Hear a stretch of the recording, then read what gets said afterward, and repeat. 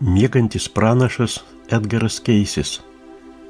Kaip siela renkasi šeimą? Kiekvienas mūsų bent kartą per gyvenimą yra uždavęs savo tokį klausimą.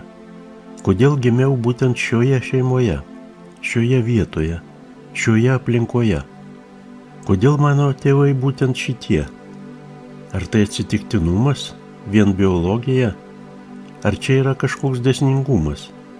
Kažkokia gilesnė prasmė?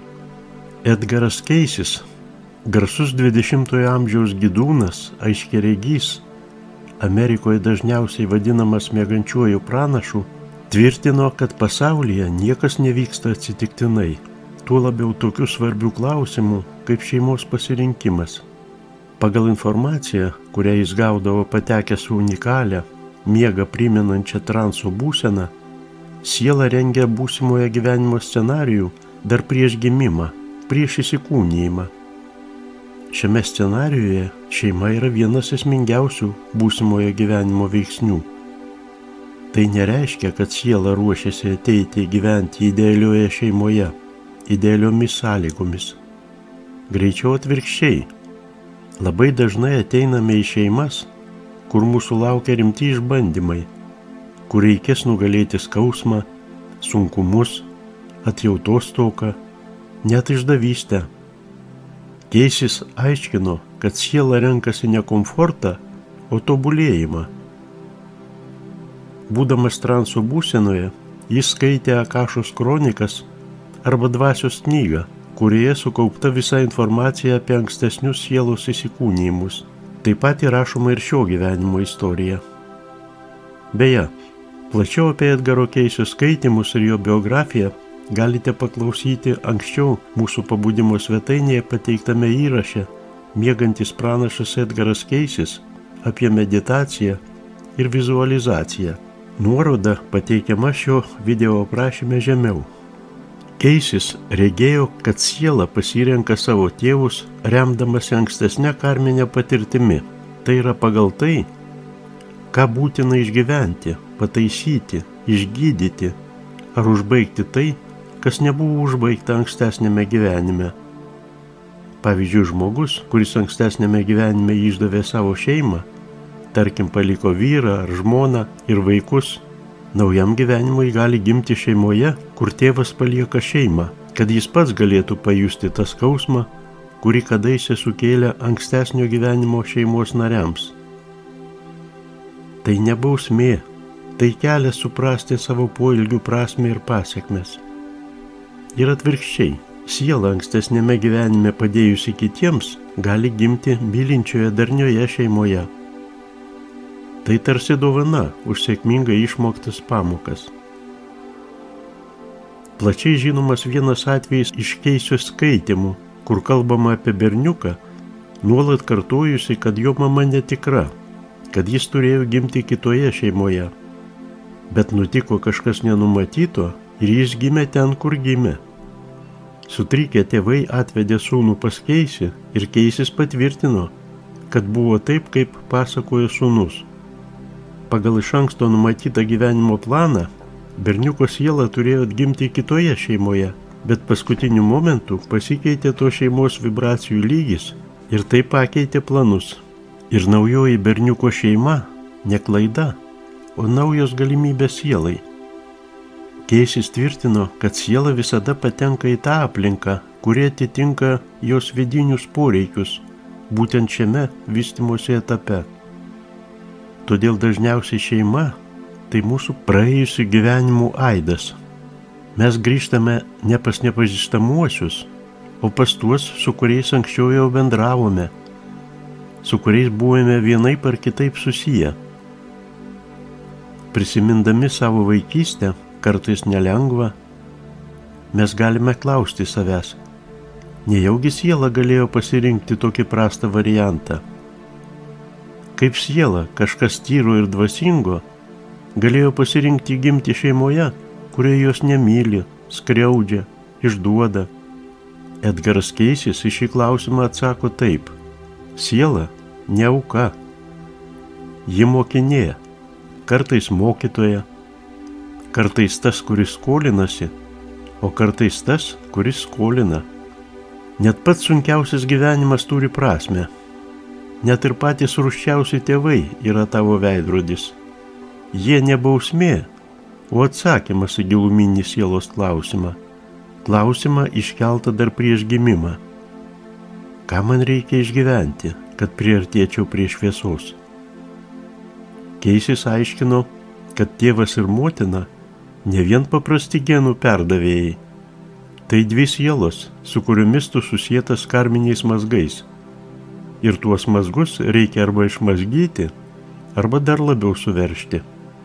Vienais atvejais tu gimsti, kad išmoktum atleisti, kitais, kad gautum palaikymą, trečiu atveju, kad išmokytum kitą. Siela priima gyvenimo iššūkį dar prieš įsikūnijimą. Būdama anapusybėje, ji mato visą variantų spektrą. Viename variante šeima paprastesnė, kitame sudėtingesnė, bet siela renkasi ne tai, kas yra lengviausia ir patogiausia, o tai, kas labiausiai atitinka sielos potraukį tobulėti. Edgaras Keisis pabrėžia motinos vaidmenį pasirenkant šeimą. Jo žodžiais tariant, motina atveda sielą į žemę ir santykiai su ją dažnai nurodo svarbiausias sielos pamokas, kurias reikia išmokti šiame gyvenime. Jei santykiai su motina skausmingi, tai rodo intensyvaus sielos tobulėjimo galimybę, nes būtent motinos meilės ar meilės stokos dėka siela mokosi pasitikėti, atleisti, priimti. Santykių su tėvu situacija kiek kita. Tėvas simbolizuoja struktūrą, tvarką, galią, kryptį. Motina – kanalas, kuriuo siela ateina, o tėvas – kryptis, kurio ji toliau eis. Ir ta kryptis ne visada paprasta, bet visada svarbi. Siela iš anksto žino, kokioje šalyje gims, kokioje kultūroje, kokioje žemėje. Gimimo vieta formuoja kontekstą, o kontekstas formuoja misiją. Daugeliui sunku priimti mintį, kad sunki vaikystė – tai jų pačių sielos pasirinkimas. Bet siela, kaip jau minėta, nebijo skausmo, komforto ieško tik žmogaus kūnas. O siela trokšta patyrimo, jie ateina ne ilsėtis, o augti ir tobulėti. Didžiausios tobulėjimo galimybės atsiveria kaip tik ten, kur daug skausmo. Sielos gana dažnai renkasi gimti probleminėse šeimose, nes ten didžiausios galimybės užbaigti karminius ciklus. Pabandykite įsivaizduoti. Jūsų protėviai gyveno baimėje, juos persekiojo nelaimės ir šią skausmingą patirtį jie perduodavo iš kartos į kartą. O dabar ateinate jūs, siela, kuri gyveno toje aplinkoje anksčiau ir dabar turi pakankamai jėgų, kad nutrauktų šią pasikartojimų grandinę. Tokius žmonės Keisis vadino transformacijų pradininkais. Tokie žmonės dažnai jau vaikystėje pajunta savo kitoniškumą. Jie neįsirašo į įprastus šeimos šablonus. Šeimos nariai, artimieji, dažnai jų nesupranta, šaiposi dėl jų jautrumo, neretai engia, bet jie inicijuoja pokyčių šeimos istorijoje. Per juos ateina atsinaujinimas. Savo skaitymuose Keisis tvirtino, kad šeimoje pažįstamos sielos ne tik susitinka, bet ir keičiasi vaidmenimis. Ta siela, kuri buvo tavo tėvas ankstesnėme gyvenime, dabartinėme gali būti tavo sūnus. O tavo vaikas anksčiau buvo tavo mokytojas. Todėl neretai, susitikę su žmogumi pirmą kartą, dažnai pajuntame, kad jį pažįstame. Tai ryšiai atėję ne iš šio gyvenimo. Jie tokie pat seni kaip ir pati siela. Dažni atvejai, kai siela renkasi gimti šeimoje, kur susitiks su kita siela, pažįstama iš ankstesnio gyvenimo, su kuria buvo daug konfliktuota. Konfliktą reikia išspręsti, o ne pakartoti. Reikia nekeršyti, o gydyti. Tai padaryti sunku, bet būtent taip grąžinamos karminės skolos. Įsivaizduokite, kad gimėte šeimoje, kur tėvas rūstus ir kietas, bet jūsų siela išgyveno su juo dramą praėjusiame gyvenime ir dabar turite šansą pasirinkti kitokį santykių variantą.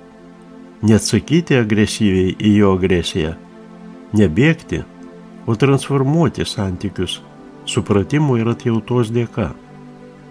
Taip, tai reikalauja didžiulės jėgos, bet siela žino, kad pajėgi tai padaryti. Keisis sakė, kad kai kurios sielos ateina į šeimą tam, kad padėtų, paremtų kitus šeimos narius. Tai yra, jos ateina ne dėl asmeninio tobulėjimo, o kad padėtų kitiems. Tai patarnaujančios sielos, kurios nesigarsindamos, neieškodamos šlovės ar pagirimų, vykdo savo misiją, tarsi aukojasi kitų labui.